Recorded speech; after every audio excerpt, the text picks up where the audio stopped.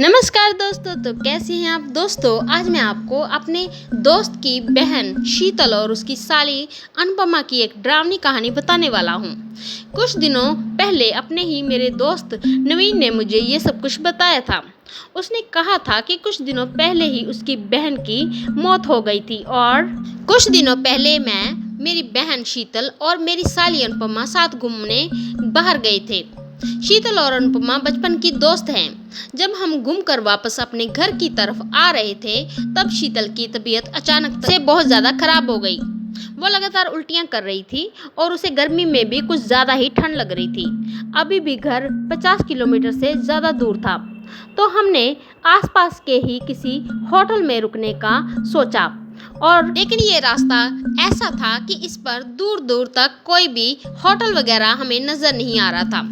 लेकिन किस्मत से हम जब थोड़ा सा आगे जाने पर हमें वहाँ पर एक होटल मिल ही गया। और जाने पर जब होटल के काउंटर पर पहुँचे तो पता चला कि पूरा होटल तो बुक है, पास में ही किसी शादी के कारण। लेकिन तभी होटल के मैनेजर ने हमें कहा कि एक रूम अभी भी खाली है, जहां आज पर तो रुक सकते हैं हमारे होटल रूम नंबर 13 में, जो कि खाली है, पर उसे सब लोग भूतिया रूम कहते हैं। मुझे पैसों का लालच नहीं है, बस आपको सब कुछ बता रहा हूँ ताकि कोई अनहोनी ना हो जाए आपके साथ। ये आपकी इच्छा है कि आप उस रूम में रुकना चाहते हैं या नहीं, क्योंकि लोग इस नंबर को बहुत ही अशुभ मानते हैं और इसे शैतान का नंबर के साथ संबोधित किया जाता है।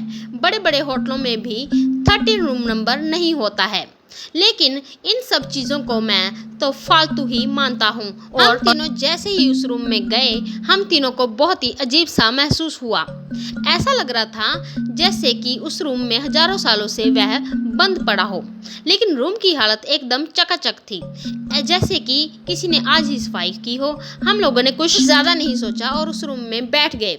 मैंने नीचे जाकर काउंटर पर पानी वगैरह लेने के लिए गया, तब वहाँ के सफाई करने वालों ने मुझे कहा कि सर, जान है तो जहान है, प्लीज़ आप उस रूम को छोड़ दो, वो तो बहुत ही खतरनाक रूम है। तो मैंने उसे कहा कि ऐसा कुछ नहीं है, हम सुबह जल्दी ही निकल जाएंगे। कहकर मैं अपने रूम की तरफ चला गया। मैंने जैसे ही रूम में एंटर किया तो देखा कि मेरी बहन शीतल बालकनी में खड़ी होकर वो किसी से जैसे बात कर रही हो, और मुझे लगा कि शायद अनुपमा होगी। लेकिन जैसे ही मैं बालकनी में गया तो देखा वहाँ पर तो कोई नहीं था।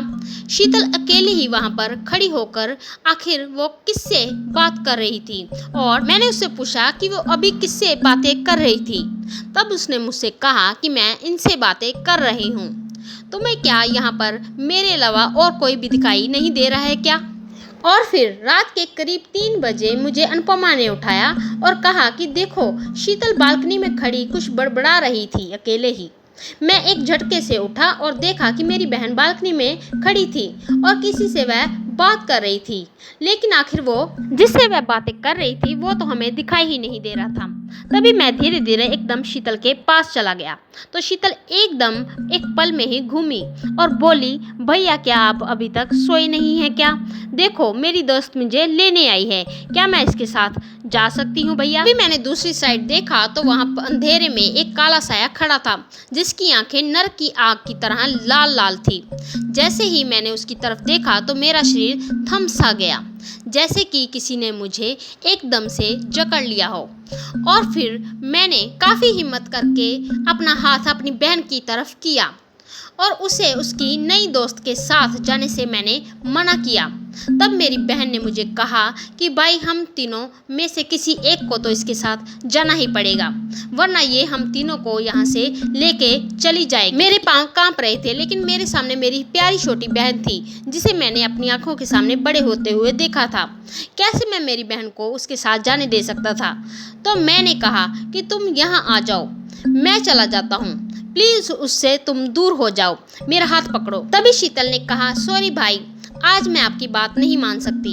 फिर शीतल ने मेरी तरफ देखा और आंखों में आंसू भरते हुए बोली, थैंक्स मेरा बड़ा भाई बनने के लिए, थैंक्स मेरा इतना ख्याल रखने के लिए। अब मैं चलती हूँ, आप दुनिया के सबसे बेस्ट भाई हो, सबका ध्यान रखना। इतना कहते ही मेरी बहन ने बालकनी में से छलांग लगा दी। मेरी आंखों के सामने मेरी छोटी बहन मारी गई। मैं हाथों हाथ मेरी बहन को हॉस्पिटल लेके गया। लेकिन डॉक्टर्स ने उसे वहां पर मृत घोषित कर दिया। उसी रात उस होटल के मैनेजर और एक कर्मचारी ने भी आत्महत्या कर ली थी। ये सब कुछ हुआ था हमारे साथ उस होटल में। उस होटल ने मेरी बहन को मुझसे छीन लिया था। तो दोस्तों, कैसी लगी आपको आज की ये हॉरर स्टोरी? ऐसी ही हॉरर स्टोरी सुनने के लिए आप हमारे चैनल को लाइक शेयर सब्सक्राइब करना ना भूलें। प्लीज़ दोस्तों, हमें आपके सपोर्ट की बहुत ही ज़्यादा ज़रूरत है। धन्यवाद।